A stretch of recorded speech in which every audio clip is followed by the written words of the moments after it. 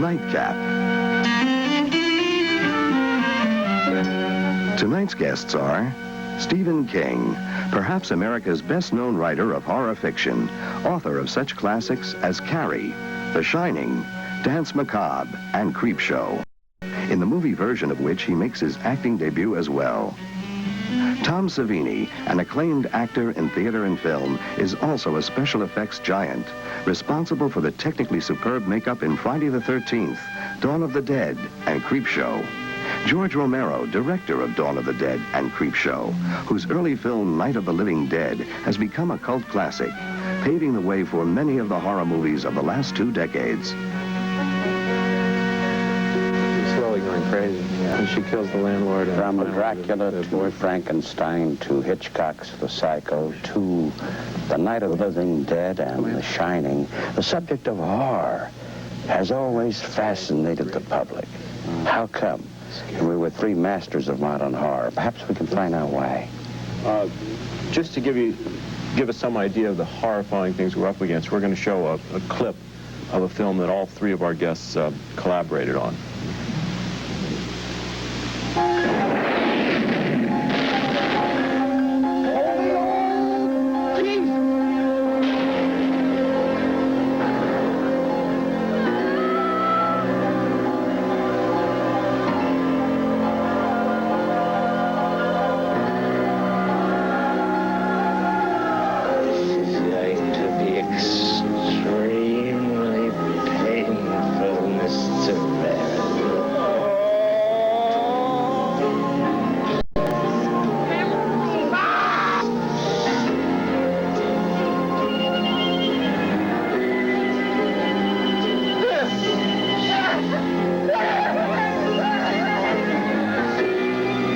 This is going to be an entirely new experience. You guys think that's scary, huh? Actually, I could tell it wasn't really scary because Studs and really scary things crawls under that chair right there. Is the horror, the scariness of horror, partly in the timing? I mean, is it partly when these things happen, as opposed to this clip where a lot of them happen at this, one right after another? Well, I think so, in the context of as a film on reels, or I think that the pacing and the timing is different between a film and a book, but I think that pacing and timing are very important elements, and you have to sort of time your shots. Oh, it's situational. It's like, it's an involuntary, a laugh and a scream, they're both like involuntary reflexes. They're involuntary reactions to them. You just must have called the shot. You must have known I was thinking. Telepathy, so you hear it again. The matter of laugh, you mentioned the laugh. I want to laugh. Now, is that wrong? No. Would you consider that an affront to your work, that I want to laugh when I see it? No, it's sick, but it's not wrong. But then we're sick to do it. There was a story in a newspaper about 3 years ago that I still haven't completely lived down. I was at a World Fantasy Convention, and it was the buffet lunch, and it was pressed chicken or something that had obviously been flown in from the depths of some strange place. And some guy came up to me with a hangover from the AP and said, "What do you think about your fans?" And I said, "They're just like me, they're warped." And so it came out in the paper. King says his fans are warped, but you got to have a few warps in your record to dig it at all. I mean, we talked about the effects and stuff, and we, you know, laugh. Look at Savini right now. I get called. I'm demented, I'm sick, Well, it's funny, though, but when we start talking about something, Tom will come in and he'll be describing what he can make his monster do, and he'll say, "Then the monster is going to do." We're rolling on the floor laughing. Yeah, but it's not because it's gory. It's because it's a magic trick that works. You know, like if I see something that's gory and I say, "Oh, beautiful," it's because technically, you know, when a doctor has a horrendous case, it's very interesting. You know, oh, beautiful. Yet the person is suffering in a way not too unrelated. Reporters do that. They say that was a really good murder. Yeah, the situation. Juicy murder or something. Yeah. Do you remember Fibber McGee's closet? Man, you knew he was going to open that door, and all that stuff was going to fall out. The knowing beforehand was what created the laugh. Like in the crate, you know, when you know, by the time, you wouldn't think that anybody would care about the janitor, for instance, whether or not he was going to go under the stairs. We know that there's something in that box, and we know the box is under the stairs, but that makes it worse. It's just, I still don't know the difference in effect, why we laugh at one and scream at the other, but I know they're related because in a movie theater, people scream, and after the scream, and then... Well, now, yeah, are you laughing because it's funny, or you laugh, sometimes it's a laugh, it's a release. Yeah. You're so scared, all you can do is laugh. It's hysterical, like The Mummy. When The Mummy first appeared in the movie, the guy's reaction is to laugh hysterically, that's right, you know? Right about that. Or you that laugh, was a scary scene. Or you laugh at yourself. I mean, because half the time you sit in your chair and you're challenging the author or the filmmaker or whatever to scare you. And when it works, it makes you laugh. That's, you know, it's like going to an amusement park or into a laugh in the dark or something. Is it more graphic today, more literal today than it was days before? More. Yeah. I think it is. But I think in the late 60s, early 70s, and it's very hard to define whether it was just artists sort of, you know, bursting and trying to get more freedom, or whether it was just the liberalization of the various codes that control all the media. But there, in the late 60s, early 70s, we really started to explode with more explicit sex, more explicit language, more explicit violence, and everything else. It all came into our houses anyway on TV. You know, we were watching guys blown away in Vietnam, and Savini didn't do any of those, what do you call it, blowing ahead in the movies. Splatter effect? Splatter effects, but you say that you blow a head or something like that. We had several heads that we blew. That's a real good point. Remember, I think it was ABC was constantly showing a Nicaraguan soldier blowing away that photographer. Remember that? Right. They show that, and that stuck in my mind longer than anything I'd ever seen in any horror movie. That was because it was real and it was. Well, except they didn't show. I mean, people now remember the war as having been shown on television, but they didn't actually show heads blowing up. I mean, yes, they did. There was the picture of the general. Oh, except that one general. Well, you didn't see that. You only saw him like that. You didn't see his head blow up. Photographs in Newsweek. That's Eddie Adams' famous photograph. Saigon police chief shooting the suspected VC. Yeah, there were some of those, sure. But part of the effect is that people actually know something in a horror movie. People actually know something horrible is going to happen. They know when the guy opens the closet. I think it's why you're there. And it's safe. I mean, you know that you're going to be, or you hope that you're going to be afraid. Fans hope that they're going to be frightened. And that's partly why they go. It's why they ride a roller coaster or ride a laugh in the dark where things jump out of the corners at you. And that's why they're there. And it's also very safe. You know, I mean, we have the living room war, and we have other things that frighten us, the bomb and all this. You know, we're just walking down the street in some cities. We're partly trying to escape that.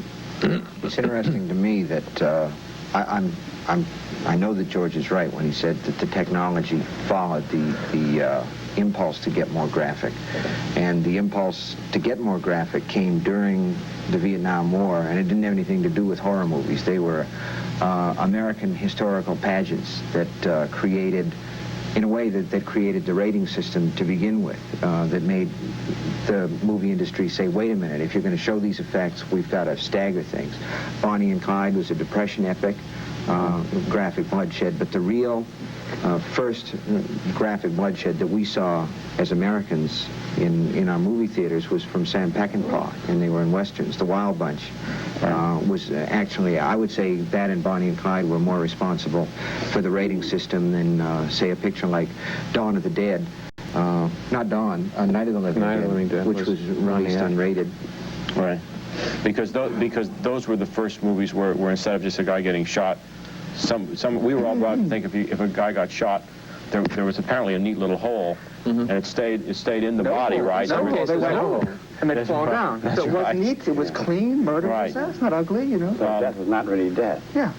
Do you... it's not really death, I think, even when you show it graphically. In the context of a fantasy, I do think that people separate fantasy from... I think that the only sort of behavior-making stuff is not the fantasy stuff. It's more the one-on-one human violence. And so this is... In a way, you're answering those that say, look at the gratuitous violence, the effect it has on young people. You're saying people have the capacity to separate the fantasy from the real. I think even children do. I remember fairy tales and things like that were really violent, but I got past it because I didn't expect a wolf to dress up like my grandmother, you know. But if it were... You guys were a very good family. But when it's human behavior and when it's closer to real life, like I don't know, but I would suspect that all the Trans Ams running around in the Dukes of Hazzard might be more behavior making than any of the horror fantasies. So you don't expect, in the same way that, say, Hinckley says he was affected by Taxi Driver, you don't expect a lot of people to pretend they're ghouls and eat up people from seeing your movie? No. I mean, I don't think it's accessible to them as a form of behavior. Right. You have a guy like Elmer Wayne Henley, Chicago, the guy who killed the children. Right. 30, remember Hitcher? Oh, Gacy. Gacy. I was going to say, it barely made a wrinkle in Chicago. Studs hadn't even noticed it.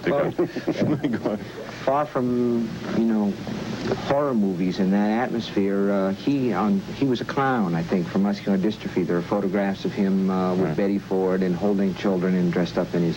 He made them laugh during the day, and at night he took them into his house and killed them. So far as we know, he was not terribly affected by horror movies. The fellow in the Texas Tower was an Eagle Scout, loved his mother and the rest of it.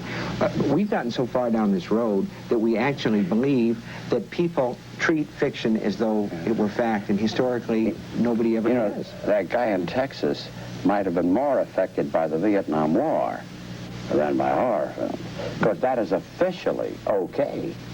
I'm just thinking out loud here. I'm not trying to make a political point, which I am trying to make. Well, let's not talk about behavior, but say behavior, but just kind of scariness. I mean, or trauma, or whatever you want to call it. Well, you have kids, for instance. Would you take your kid? One of your kids a movie star, of course. You take him anywhere. But how old are they, your kids? They're 12, 10, and 6. No, 5, Right. almost 6. And for instance, with Creepshow, I made the picture, I wrote the picture, I was in the picture, Joe is in the picture, my This middle is your son. 10-year-old. Yeah, in the clip, he's the kid who's poking the pin into the voodoo doll. As a parent, I evaluated the movie. I would evaluate any movie. And after I had evaluated it, I opened the door and said, come on, you want to go? Let's go. We'll talk about it. Naomi, my daughter, who's 12, declined because she doesn't like horror pictures. If it had been the filming version of a C.S. Lewis Narnia story or a Piers Anthony, she would have gone. So I took the boys. They had no problem. There was nothing that they wanted to discuss. They took it for what it is, which is a third-generation fairy tale by way of the 50s horror comic books. What gave my kids nightmares was Mommy Dearest, and I'm not saying that in a facetious way. There were literal screams in the night. I didn't know they were watching it, and I didn't know there was any reason why they shouldn't, and I went in one night, and they were treating that as an urban, not as a fairy tale, but as an allegory. Their eyes were like saucers, and she's beating the little girl, I think, with a padded coat hanger or something, and my little boy is like... Because they thought that could be true. Yeah. I mean, that's much closer to... now then they see the horror as an attitudes of one person to another, parent to child, or attitudes of human beings to another, whereas in the horror films, you have, with special effects, of course, but also something that has a surreal fairy tale effect. Absolutely. I mean, they expect the monster to be bad, and they're not particularly upset when he is. And whereas the real horror, real stuff, maybe an attitude of people to one another, which is something entirely that Mommy Dearest you're talking about. Yeah, but like in Friday the 13th, the monster is a lady, and I don't know as I'd want it to... Fluffy. We call him Fluffy. He's the crate monster. It's our main monster, one of the main monsters in Creepshow that Tom designed. They just loved him. They thought he was cool, the same way that kids think that King Kong is cool. You know, that big question comes up since we talk about the graphic aspect of horror today. Isn't the ultimate horror left to the imagination? I suppose this was Hitchcock's approach. You've gone a step beyond that. Isn't horror all the more italicized if it's unstated? Or is that suspense rather than horror? It's different. I mean, there's a suspense that leads up to the shark. I mean, when the shark is swimming around under the water in Jaws, and we're seeing seeing the scene photographed from the shark's perspective, we know something bad is going to happen. We're not quite sure what it is, and we're imagining what might it be. And Steve often says that a real horror fan wants to think that he really is in the hands of a madman who might do anything. And you're just waiting for something to happen. Your imagination generally exceeds what ultimately is shown as the payoff. Well, then why have the heads blow and everything? I mean, why not? I mean, because of that. In other words, each time I think it accelerates, and it's hand in glove. It's the perpetrator and the audience, and you know, moving further and further out, and it's the artist trying to achieve the expectations, and it's the audience wanting more and more. You mean because he's seen one head blow? I think stylistically, or something like that he knows that's within the range of possibilities. That's right. I mean, that it could be really that bad. Exactly. That was Hitchcock's rationale for the shower room scene.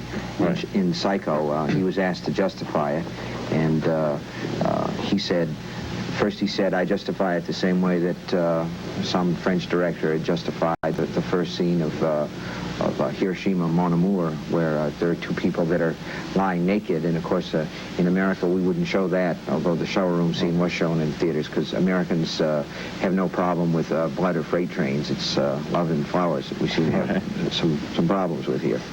But he said, look, I show them that, and the knife never actually touches her, and the audience has this entire thing, and they say, oh my God, that scared the, you know, just... It's cable. You can say anything you want. On TV.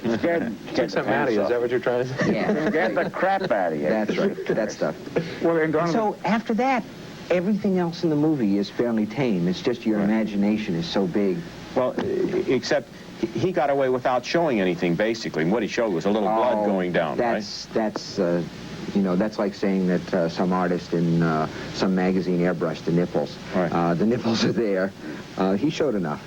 Now, horror films and horror books were never the smash hits they are today. There always was a public for them, but never as much as today. Isn't that so? And now, is there a reason for that? I don't know. I know that in cycles they're very, very popular. I know that they were popular in the 30s and in the 50s. I suspect you're right, that they've never had quite the wide acceptance from a lot of different age groups that they have now, but I think that the reason is chiefly demographic. My wife says that the demographics of America now, that the baby boom, it's like, what's the animal that swallows its Oh, that's right. Python? It's the rat through the snake theory. Yeah, that there's this big bulge in the snake, which is a timeline, and that us guys, me and Tom, I guess you're a little bit too old, but not by much. You're not technically a post-war kid. You post-war, you're a boom 47, baby. And you and Tom are boom 46. babies. Yeah. No, the rat through the python thing is, I think is a you can actually show that that's true. No, I was just saying that basically right now we are the audience, and in terms of books in particular, it doesn't strike me as surprising that my books are doing well or that horror movies are doing well. I was even surprised to see a hard fantasy novel hit the bestseller list, the paperback bestseller list this week. And I think it's because right now the people who have the buying power, let's say, are the people who were through the whole flipped out drug generation. You know, there was a period in '68, I think, when I must have been on acid or mescaline, you know, about 12 weeks out of 20. And that isn't to say that you don't stop and pick up the briefcase or pick up your life, but some of that freak out stays with you. And it's the horror movies, because a lot of the appeal of the horror movies doesn't have anything to do with gross or violent or, you know, any of that stuff. I think what it has to do with is fantasy and take your mind for a walk and your imagination. Possibly boredom. No, I'm at this generation you're talking about. Your generation didn't know depression. And your generation is the post-World War II boom baby. We're getting GIs acquainted came back, now. new suburbs came in there. We're getting You just stick around, we'll let you know what it's like. Yeah. But isn't it so? You had everything going for you. You were the market. You were everything. You were the different drug phase. But wasn't there also a feeling of, hey, what's next? I don't know. I'm asking you. Well, for me, it's not boredom. It's just to get away from, you know, if you really think about it, this is a pretty ridiculous planet, you know? I mean, would you really like to go to another planet, you know, where fantasy, some more a more ideal situation than we happen to live in, you know? It's just, the world is this a dumb planet. You know, let's go to a movie and see flying horses and, you know. I think we came off a real wave of hope. Right. And went into Cuba. You know, except your movies in general and all of this stuff, and even your books, are kind of grounded in some kind of reality, right? I mean, you don't start, I mean, in a way they're about normal, everyday people that something unexplained happens to. right? As opposed to being about a different race or something, or Dracula, right? I mean, I think that maybe that just makes it more accessible. Right. It still is fantasy. Right. Is the line we're talking about when we talk about whether or not, say, horror films have been popular, is that Dracula, those sorts? I mean, is that what you think of as your predecessors? I think there have always been horror stories. I think another reason for the great success of it today, I mean, anything that is hugely successful today was never that big, because nothing was ever that big. I mean, we also have this incredible mechanism, right, which is turning things into, you know, putting out 1,500 copies of a film on the same night and printing 4 million copies of a paperback, or, you know, so... Dropping the other shoe, because we're scared of it. Obviously, you three have a certain point of view about the world. You have one with the crazy absurdity of you three. Are you at any time, when you write a horror book or do a horror film, making a point, I don't mean political, a doctrinaire sense, or social point? Oh, I think sometimes, yeah. I, on the surface of a film I made called Dawn of the Dead, is a very, very kind of overt comic satire about consumerism and things like that. This is the one in the shopping center. In the shopping mall. Yeah, the whole thing happens in a shopping mall. Zombies in a shopping... Right, yeah. These zombies... But that isn't the point. I don't know what... Zombies are playing those games, but these are different kinds of zombies. Well, the zombies in the shopping mall play the games, too. Yeah. And they're eating perfume bottles, and one of the humans who's stuck in there says, why did they come back here? And one of the other ones says, some atavistic impulse, I guess. This is a place where they were happy. Right. Even if there are zombies, say, why don't we go to the mall, we'll hang out. Oh, yeah, right. Hang out. That's an instinct, you know. But all of it is allegorical in a sense, whether it wants to be or not. Yeah. It just, even the cheapest horror producers in the world, there were these guys in Connecticut, 2 drive-in theater owners who said, look, let's make a couple of movies, and we'll make horror movies because they're cheap and they're quick and they always make money, which they almost always do, or did until, you know, the budgets went bananas. Right. So they made 2 horror movies, and in one of them they got together and they combined 2 things that they thought were hot and commercial. One was horror and the other one was beach parties. And they came up with a picture called The Horror of Party Beach, where these kids would boogie in their bikinis and then a monster would come out, you know, and eat a few of them up. There was a slumber party, so you got to show the girls not only in bikinis, but in, you know, what they call them, baby dolls. But see, the thing was, the movie begins with a sequence that is actually frightening, when all these drums of radioactive waste are floating down to the bottom and hitting, and then later on you see them cracking open about 15 years later. Not because these guys wanted to do a big social comment on the dangers of radiation and nuclear waste, but because they had to have a MacGuffin make some kind of point. Grab this, because somewhere back here, they're scared. They're scared of that. So 15 years later, Jane Fonda comes along and makes China Syndrome, but these guys were there first, you know, for $40,000. Or maybe they just found some stock footage of the things hitting. No, that whole wave of 50s movies had that, you know, the radiation monster, and there was always something shaking, yeah. Right. You're talking about vocabulary. Casually, Stephen dropped the word, you had a MacGuffin. MacGuffin is a MacGuffin, a gimmick. What is a MacGuffin? A sort of a technique? It's Hitchcock's word, I think. Yes. It was What is it? Used. It was supposed to be the thing, Hitchcock said, it's the thing the audience knows and the hero don't. And It's what makes things move, right? Yeah, it was So like when the dynamite in audience- one bottle of wine, and the guy would be, and you knew which one it was, but, and he starts to pick it up, and he goes, don't. And he puts it back and gets it on. So that was the MacGuffin. That's the MacGuffin. Yeah. I see. But there is a vocabulary, isn't there? Do many of the young people who watch us, or film audiences, mostly young anyway, are they acquainted with the new kind of words? Are there new words in our vocabulary that come out as a result of these films? There are a lot of new words that they use that I hear them use. Some of them I put in my books, and then they get banned from school. That sort of thing. There is definitely a new vocabulary, but there always is. I don't think there's a very big vocabulary that applies to the genre, though. No, I don't. You don't hear that many different words. Not too much. I thought, because, thank you for being with us tonight. Would you think that